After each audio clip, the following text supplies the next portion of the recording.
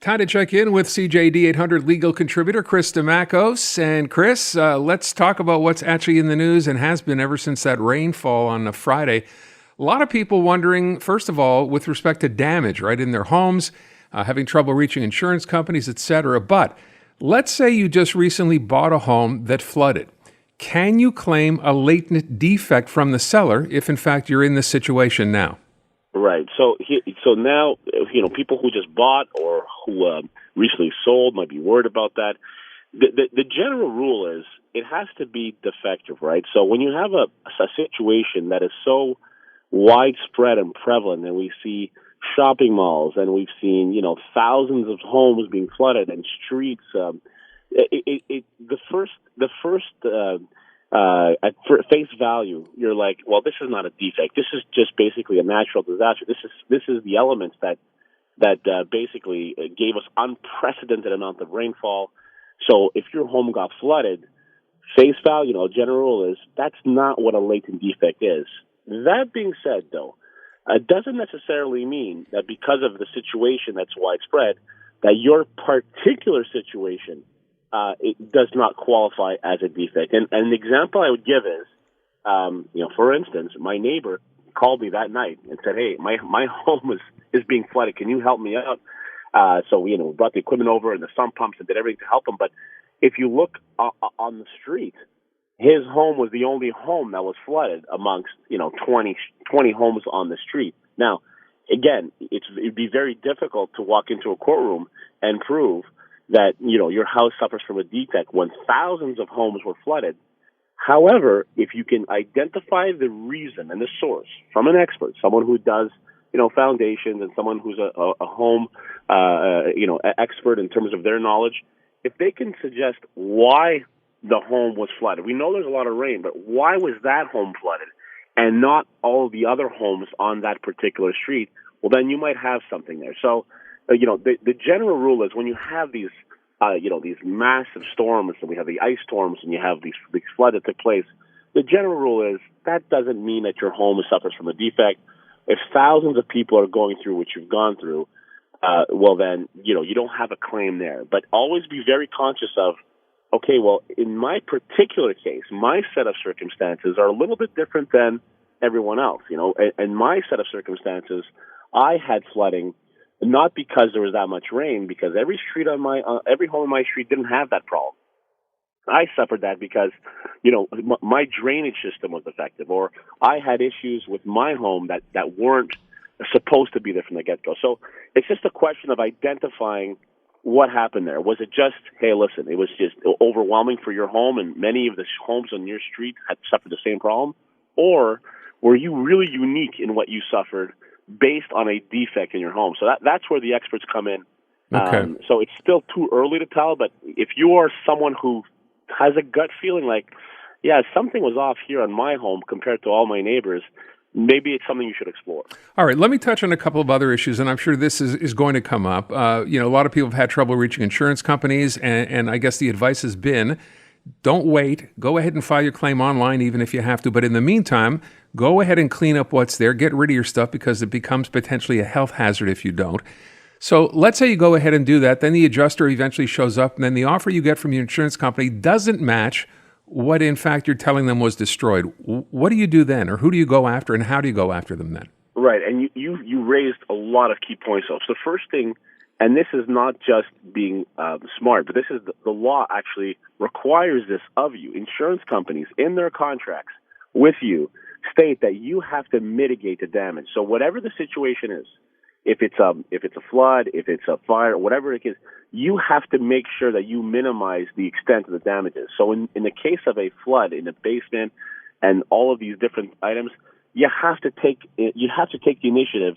Even if you've called the insurance company and they haven't called you back, you must take the initiative and try to mitigate how much damage that flood's going to do in terms of mold and in terms of all the collateral things that would take place if you just leave it there stagnant. So that's an obligation that you have. Now, in terms of the adjuster, it's all negotiable. There's no law that says what the adjuster claims is the amount. All of it is negotiable. Same goes for your car insurance or your home insurance.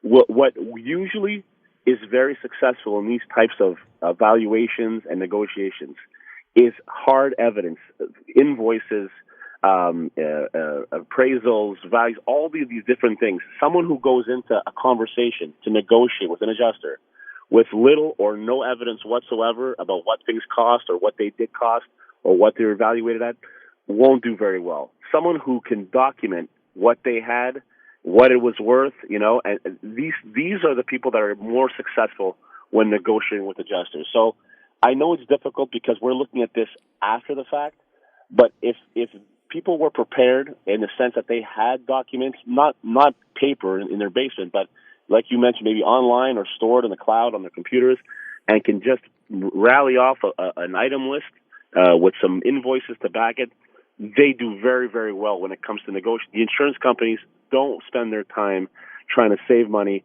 with those type of clients. They much prefer negotiating with clients that don't have much evidence or pictures or receipts to show what they have. They feel much more comfortable in that dynamic. So All right. it's very important to have that stuff on hand. So I would just ask then, if you have all those receipts, and that'd be ideal, but of course a lot of people don't, and it's hard to find, and you're harried a little bit because of what's gone on. If this is, as you just said, it's not firm and final just because your insurance company is offering you whatever they're offering you, when does it go beyond negotiation to a point where you just realize, they're not going to move and you're being undercompensated? Do you go to court? What do you do at that point? Right. You can go to court, but again, and this is coming from a lawyer, right? This is someone who makes a living off going to court. What I would tell you is you always have to do the math beforehand. So you look at where you want to be, and you look at where the insurance company is, and you've exhausted all negotiations. It doesn't look like they're going to move any longer, and there's a standoff, a final point. You look at how much money am I losing now because I'm not going for the full amount that you believe you're entitled to, and then you got to put a number on what it's going to cost you to go to court, time and energy and legal fees and costs and all, and then you do the math and you say, okay, is it worth it here, or do I act smart, cut my losses? Yeah, maybe I'm not going to get my full extent, but I'm going to end up a winner because I didn't have to go through all of the costs and time that a lawsuit would entail. You can recover some of that back during your lawsuit, but again, all of that has to be evaluated. There's a risk involved, and you have to put a number on all of that. So if you're out there and you're dealing with your insurance company, and you have insurance and you were covered for the damage loss and they're underselling you in terms of what it's worth, you have to sit down and say, okay. What are they shortchanging me, and how much is it going to cost to go and get that time, money, energy, all that stuff, and then you make a final decision. All right. Last question before we run out of time. So we've talked about insurance companies. What about the city? So the city will say, well, you're responsible for this, we're responsible for that, and you feel the city is still responsible for some of the damage. What do you do then?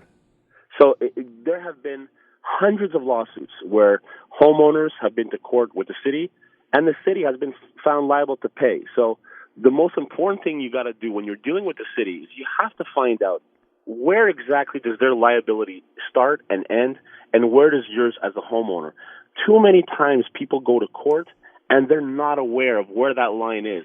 And if you get legal advice and you're well aware of what the city is responsible for and you feel confident in that, and they're not paying what they should be, well, it's a no-brainer. Especially with the city, they are more likely to settle because they're well aware of what they can and cannot do. So I would say the number one thing you should do when you're dealing with the city is get educated on exactly where their liability starts and finishes, and make sure that what you're claiming is within those parameters and that you're entitled to it. Because too many times I've seen homeowners spend money on lawyers and they find out the hard way that they were never entitled to any damages in the first place. All right, there's good advice. All right, Chris Dimakos. Chris, thank you. Thanks, Aaron.